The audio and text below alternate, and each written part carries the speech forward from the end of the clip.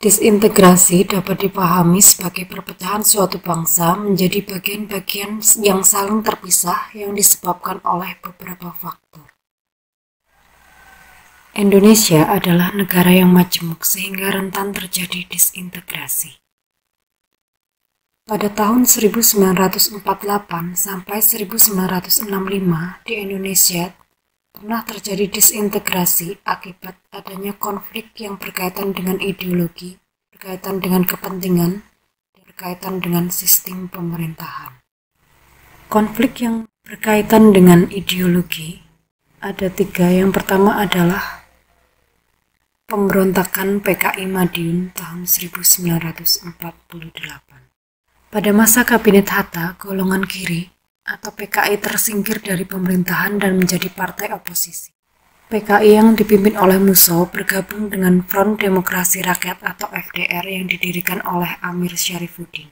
Pada 18 September 1948, Musso memproklamirkan berdirinya Republik Soviet Indonesia yang bertujuan mengganti dasar negara Pancasila menjadi komunisme. Pemerintah mengirim Divisi Siliwangi I dan Divisi Siliwangi II di bawah pimpinan Kolonel Sungkono dan Kolonel Subroto. Pada 30 September 1948, pasukan Divisi Siliwangi berhasil merebut kota Madiun. Dalam operasi tersebut, Musso terbunuh dan Amir Syarifuddin tertangkap dan dijatuhi hukuman mati pada 20 Desember 1948. Yang kedua adalah DITII.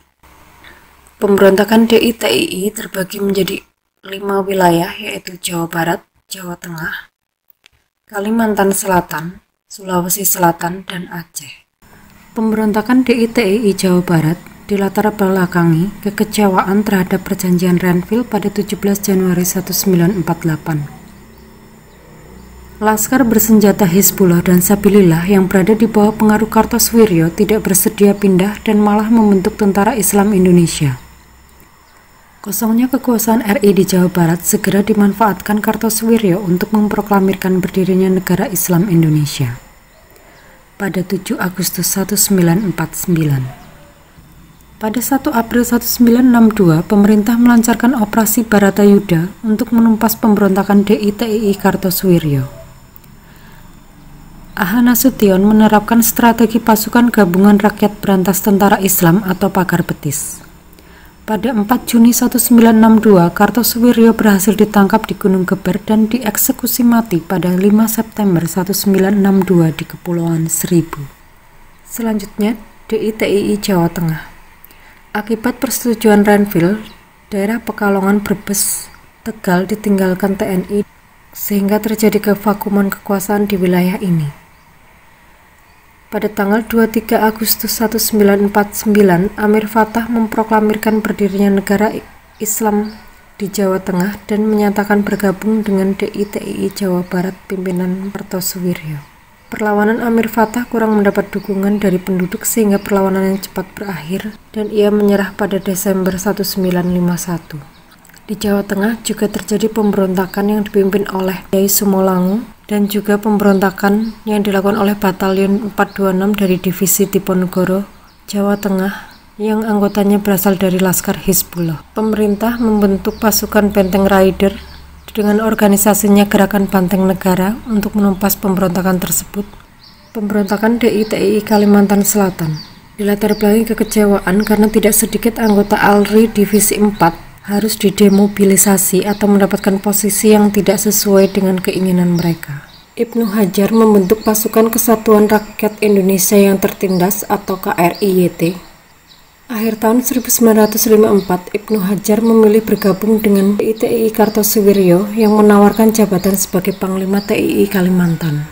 Pemerintah RI melancarkan gerakan operasi militer atau GOM dan berhasil meringkus Ibnu Hajar pada 1959 dan dijatuhi hukuman mati pada 22 Maret 1965. Pemberontakan DITII Sulawesi Selatan dilatar belakangi keinginan pemerintah agar Komando Gerilya Sulawesi Selatan atau KGSS dibubarkan dan dilakukan reorganisasi kembali dan hanya menerima tentara yang memenuhi syarat dan lulus seleksi. Pemerintah menolak keinginan Kahar Muzakar sebagai Panglima Tentara Indonesia Timur yang menuntut agar KGSS bukan dibubarkan melainkan dijadikan sebagai tentara dengan nama Brigade Hasanuddin. Pada tanggal 7 Agustus 1953, Kahar Muzakar menyatakan diri sebagai bagian dari Negara Islam Indonesia Kartosuwiryo. Pemerintah RI melancarkan gerakan operasi militer dan pada 1965 pemberontakan berakhir. Kahar Muzakar tertembak dalam suatu penyergapan pada 3 Februari 1965. DITII Aceh dilatar belakangi ketika pemerintah pada tahun 1950 menetapkan wilayah Aceh sebagai bagian dari Provinsi Sumatera Utara. Pada 20 September 1953, Daud Bereh melakukan kontak dengan Kartosuwiryo dan menyatakan Aceh sebagai bagian dari NII Kartosuwiryo. Pemerintah berhasil menyelesaikan konflik dengan jalan damai dan menjadikan Aceh sebagai daerah istimewa pada tahun 1959. Yang ketiga, G30S PKI. DNIDIT berhasil membuat PKI bangkit kembali dan menjadi salah satu dari 4 partai besar pemenang pemilu tahun 1955.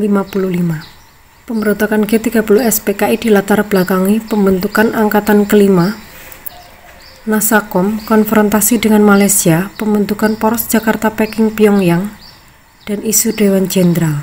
Hal tersebut membuat hubungan antara PKI dengan TNI AD semakin memanas.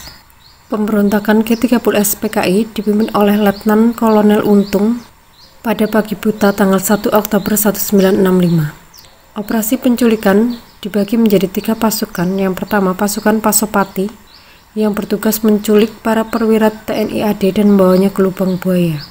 Yang kedua, pasukan Bima Sakti bertugas menguasai fasilitas strategis seperti kantor pusat telekomunikasi dan RRI Pusat Jakarta. Yang ketiga, pasukan Gatot Kaca yang bertugas menampung 7 jenderal yang mereka sebut sebagai Dewan Jenderal, melaksanakan pembunuhan dan penguburan korban-korban penculikan.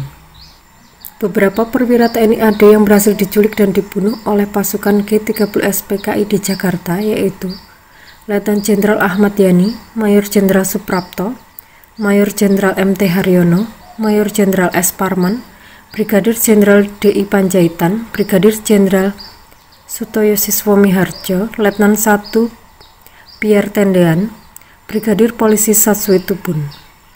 Di Yogyakarta, gugur 2 orang perwira TNI AD yaitu Kolonel Katamso dan Letnan Kolonel Sugiono.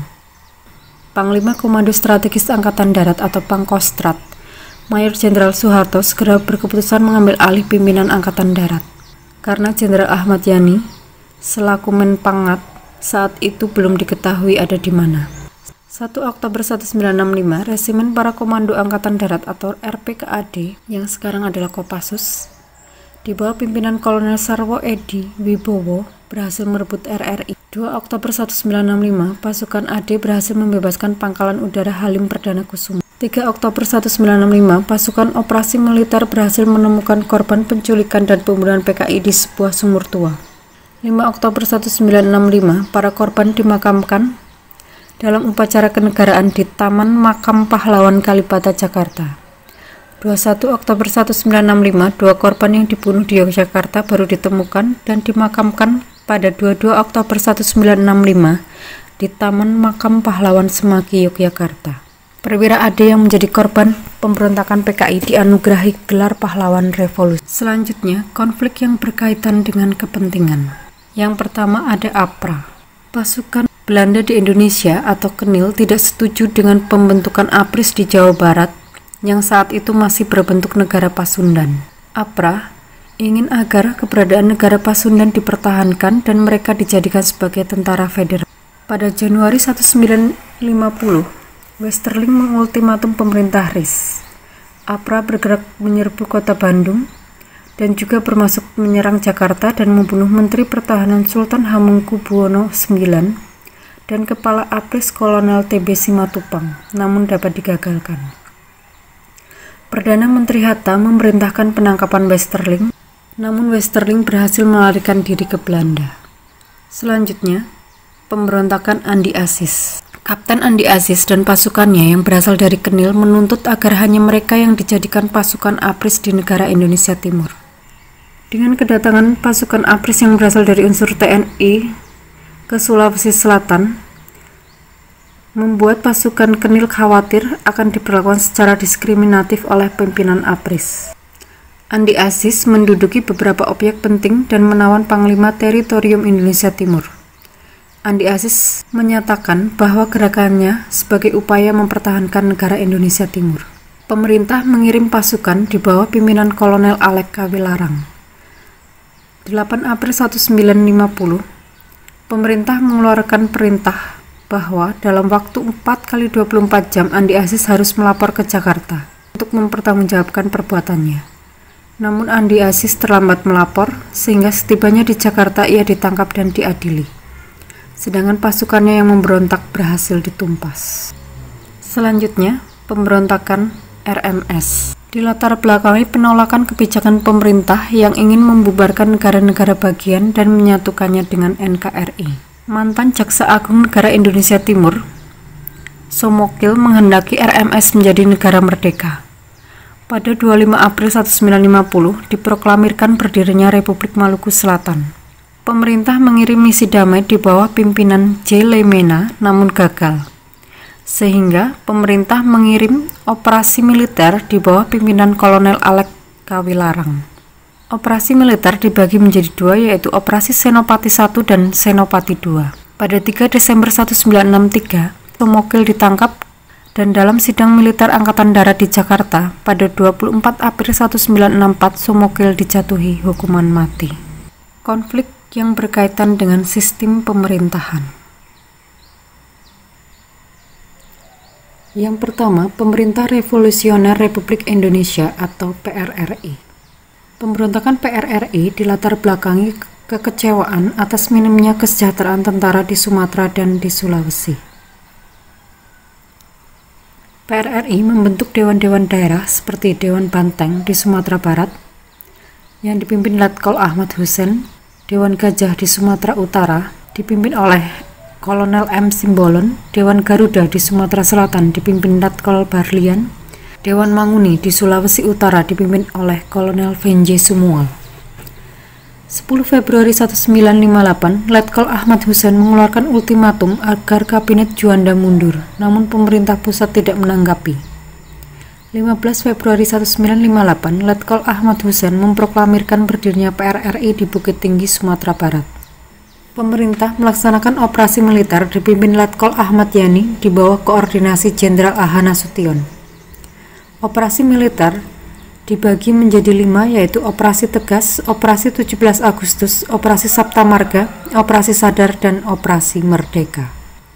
Selanjutnya, pemberontakan Permesta atau Perjuangan Rakyat Semesta. Dilatar belakangi ketidakpuasan adanya pembagian alokasi biaya pembangunan antara pusat dan daerah sehingga menuntut otonomi daerah. Pada 2 Maret 1957, Panglima Tentara Teritorium 7, Letkol Venje Sumual memproklamirkan Piagam Perjuangan Rakyat Semesta di Makassar. Pemerintah melancarkan operasi gabungan, yaitu Operasi Merdeka yang dipimpin oleh Letkol Rukminto Hendraningrat. Operasi Merdeka terdiri dari Operasi Sapta Marga 1, Operasi Sapta Marga 2, Operasi Sapta Marga 3, Operasi Sapta Marga 4, Operasi Mena 1, Operasi Mena 2. Selanjutnya, persoalan negara federal dan BFO. Pembentukan BFO memunculkan dua golongan berbeda pandangan. Yang pertama, golongan unitaris yang pro-Indonesia, dipimpin oleh Ida Anak Agung Gede Agung, dan yang kedua, golongan federalis yang pro-Belanda dipimpin oleh Sultan Hamid II. Berdasarkan hasil konferensi meja bundar, Indonesia berbentuk RIS.